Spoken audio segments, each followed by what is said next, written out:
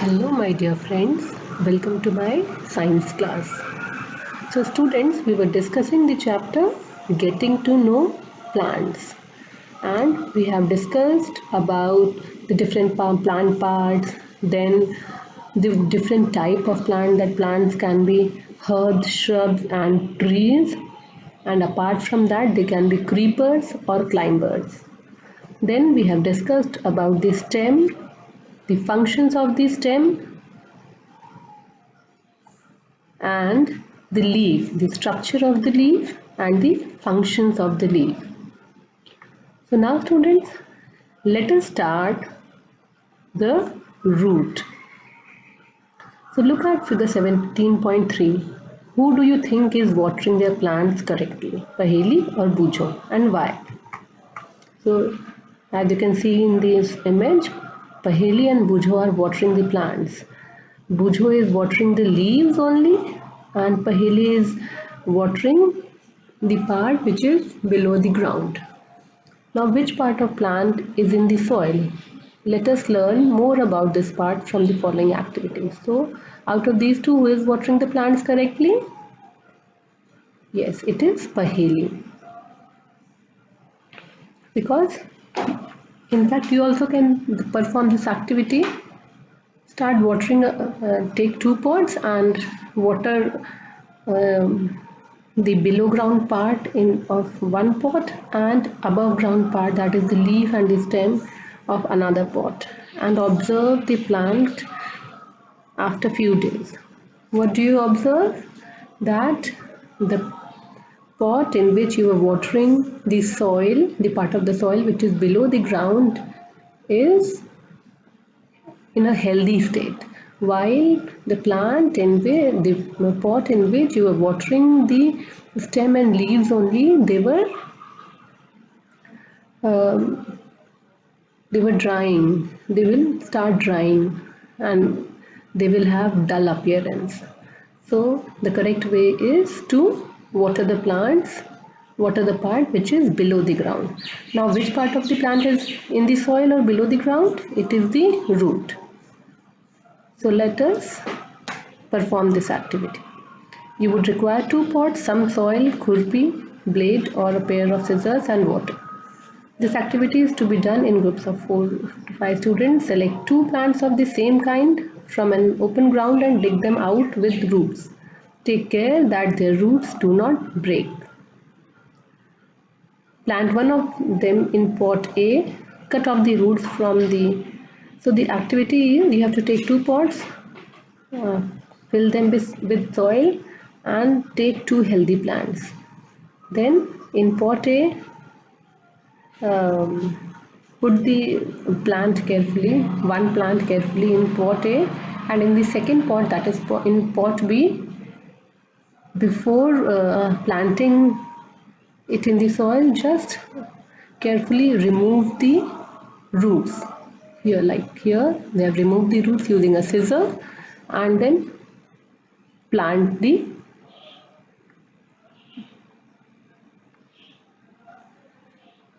you have to plant that plant in the pot and water them regularly. What will you observe after a week?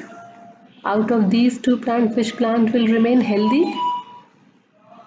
You will observe that plant in pot A is looking healthy, while in pot B, what will happen? You will observe that the plant starts dying. So both the plants are watered regularly, but one is without roots, isn't it? Does this activity help you to understand an important function of the root? So from this, what can we infer, or what can we conclude? That the plant part which is responsible for the absorption of water is the root. Otherwise, in this case, both should, if stem is responsible for absorption of water, then this plant should also remain healthy. But what happened? This plant started dying. Now there is one more activity. Activity 7. we would require seeds of gram and maize, cotton wool, a bowl and some water. You have to take 2 bowls. You have to place wet cotton in them. Put 3 or 4 seeds of gram in one and maize in the other. You have to take gram seeds and maize seeds, and then keep the cotton wet by sprinkling water every day until the sprouts have grown into young plants. So you have done this activity in chapter 1. You have to water these seeds so that they sprout. Then until the sprouts have grown into young plant, then wait for some time till it becomes young plants. After a week, try to separate the young plants from the cotton. Now try to separate these plants. So these are the sprouts. This is a sprouted seed, and this is the your cotton activity. This is the cotton, and these are the roots. When you will try to remove the cotton from the seeds, you will feel difficulty in removing it without damaging the plant or the seedling. In activity 6, we could not pull out the plant from the soil, right? We dug them out. This is because roots help in holding the plants firmly to the soil. They anchor the plant to the soil. So we have got two functions. First, that they absorb water from the soil, and they then transfer it to the stem, from where it goes to the leaves. And the second function is that roots help in holding the plant firmly to the soil. They anchor the plant to the soil. They hold the plant into the soil. So you see that there are different kinds of stems and leaves. So we have observed the different types of leaves. What are the types? Studied about the leaf that leaves are of two types. This is the parallel venation, where the veins run parallel to each other. In mathematics, you must have studied the term parallel. The two veins does not meet with each other. And the second type of venation is reticulate venation or netted venation. It is more precise to call it netted venation. So this is because they form a network. So this is netted venation. So do the roots also show variety? Let us check. Now for that we have another activity. Study figure 7.16a and b and carefully. Now look at the roots of gram plant you have pulled out from the cotton in the previous activity. Do they look like the roots shown in figure 17.6a or those in figure 17.16b? So here we have done an activity with gram and maize seed. What is gram? Gram is chana and maize is your bhutta. So do they look like the now you have to identify out of these two which what seed is this, which seedling is this, and which seedling is this. And how about the roots of maize plant? Write gram or maize in the blank spaces in the figure after matching the roots with the figure. In what way are the roots of gram and maize similar? In what ways they are different? There seem to be two different types of roots, isn't it? So let us see this in a little detail.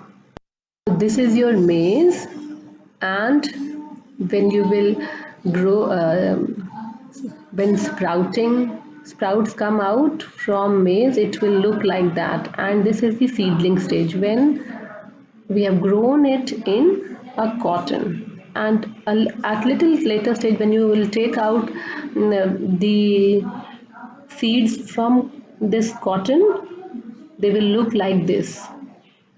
This is the shoot and these are the roots. So this was about maize. Now let us see the gram seed. This is a gram seed, and These are the seedlings of gram. So do you find any difference? As there was a question in your book, that is there a difference in between these two type of roots, two type of seeds? Yes, definitely. So on the basis of this, we can conclude that roots are of two types. The two types of roots are taproot and fibrous roots. So let us see another activity. So now there is another activity, activity 9. Go to an open ground where many wild plants are growing. Dig out a few, wash the soil off the roots and observe them. Do you find that all of them have either the kind of roots shown in figure 17.17a or as figure 17.17b?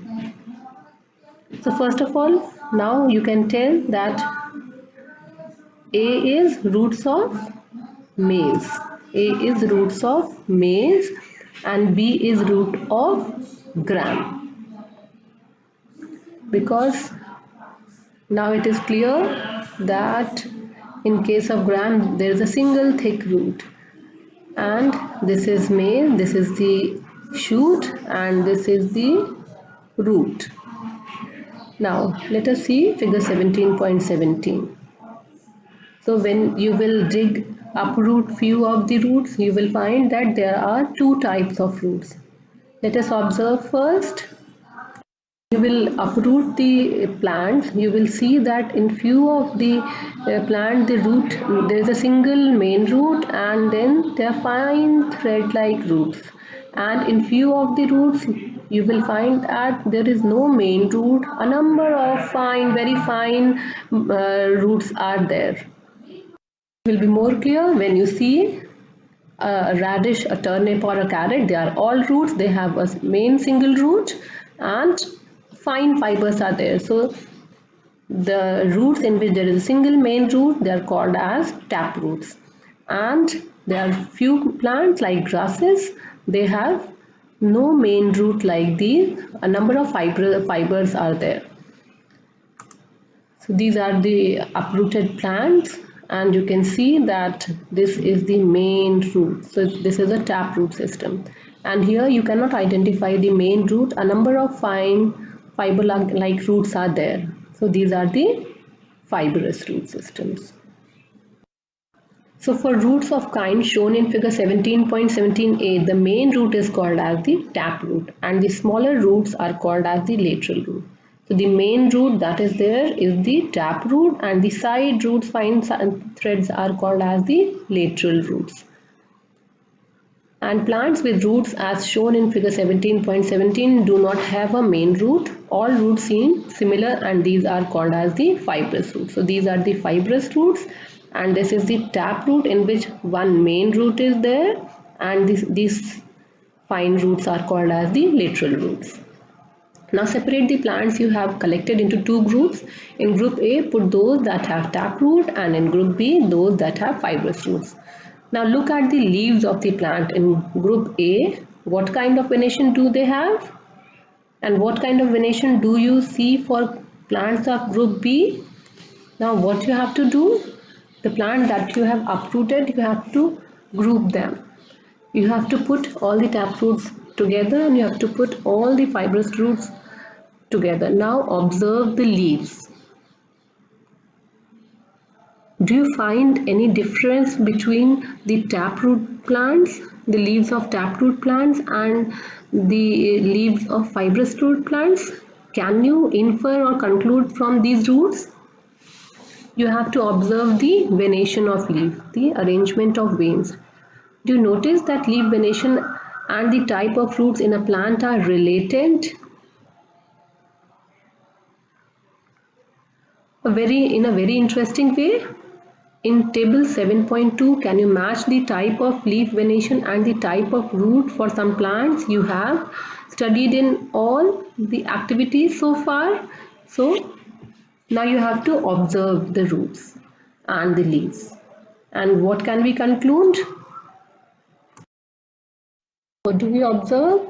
We observe that in case of plants where fibrous roots are there, They have parallel venation. When you will take out a grass, what do you see?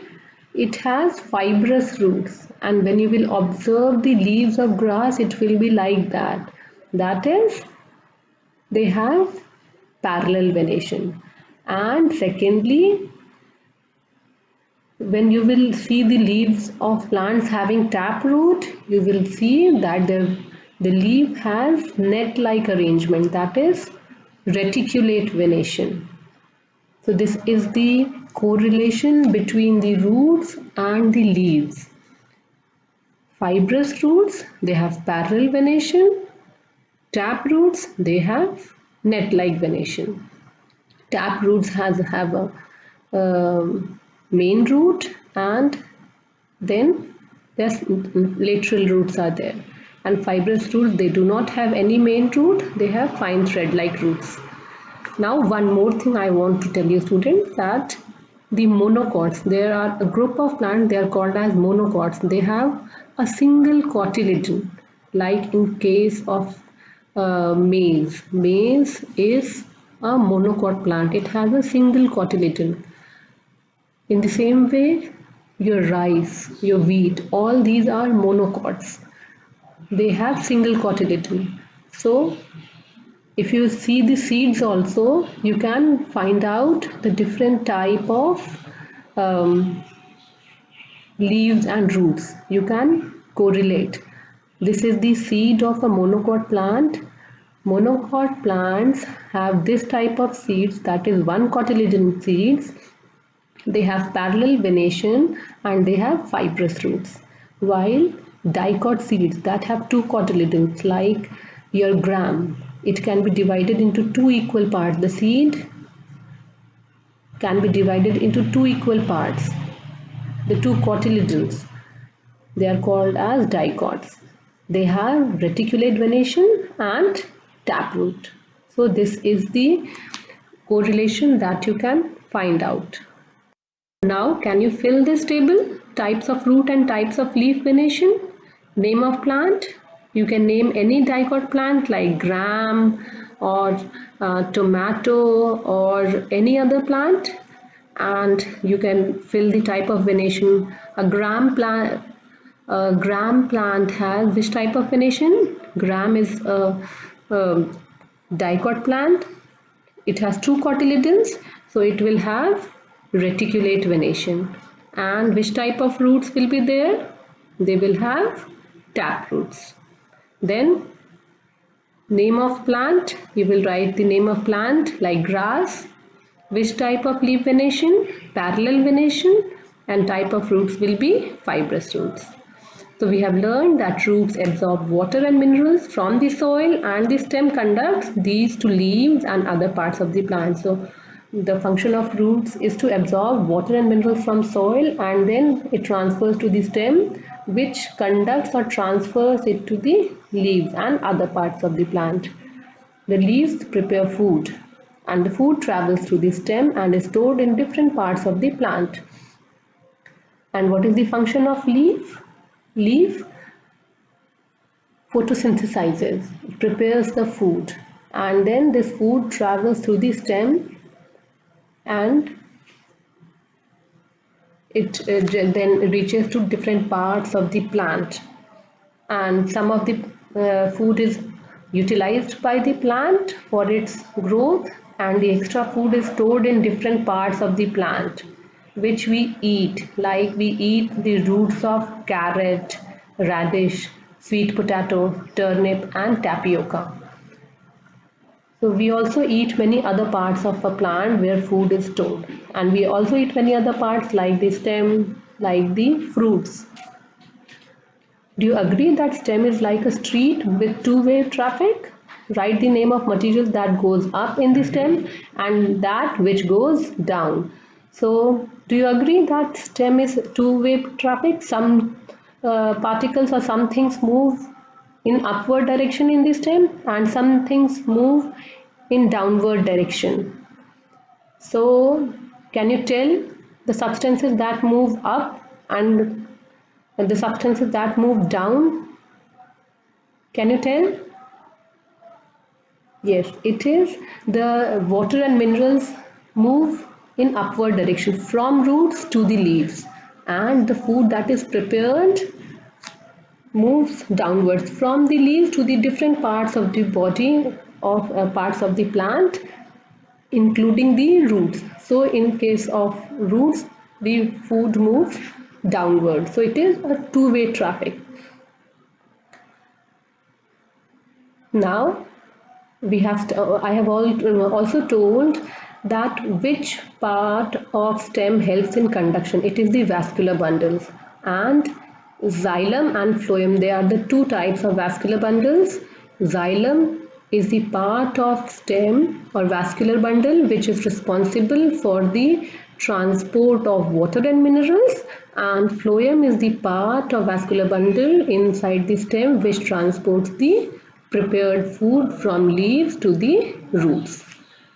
So students, what are the important functions of root? First is absorption of water and minerals or nutrients from the soil. Second is helps to anchor the plant firmly into the soil and provide mechanical support to the aerial parts of the plant. Third is to prevent soil erosion by binding the soil particles together. And fourth, sometimes roots store food like carrot, turnip, etc. So now students, in the next section we will study about the structure of a flower. So till then students, thank you, read the chapter, and if you have any doubt you can ask me.